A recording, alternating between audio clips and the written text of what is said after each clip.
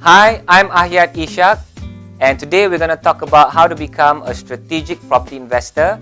And first of all, in the second mindset, which is understanding the game. For you to understand the game better, you need to understand what are property categories. And we're going to see about 4 categories here. We have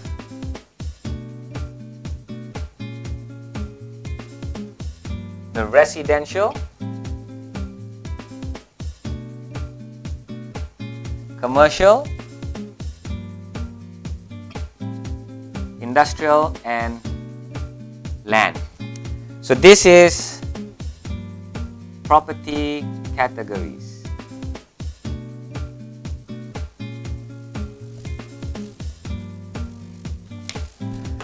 So why I wanted to highlight this property categories for you to understand the game better is because you need to understand exactly what type of product you're buying.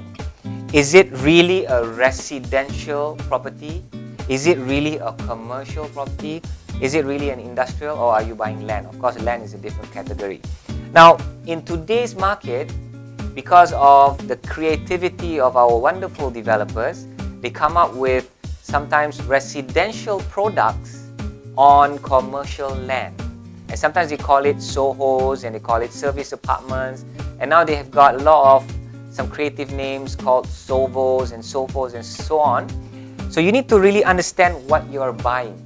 If you're buying a residential, make sure you're buying a residential property so that you're going to reside, you're going to have people residing in it and not holding businesses in it. So let's say if you bought a SOVO, right? A SOVO. So a SOVO is a small office, versatile office, right?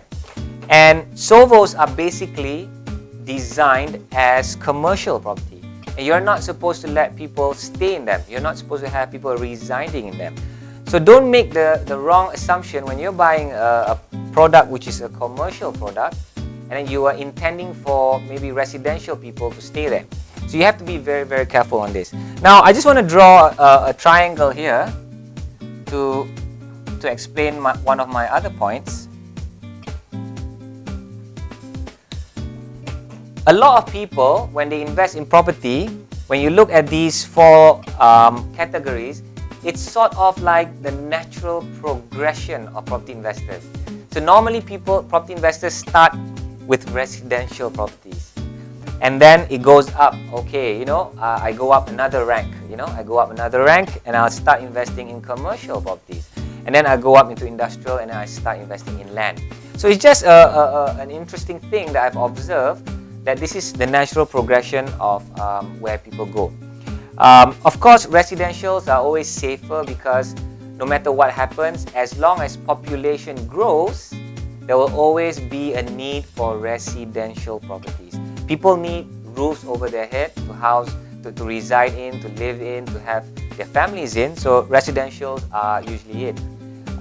In 2011, 2012, if you look at the entire transaction of property, or more than 60%, 50-60% of all transactions were actually in this category, residential.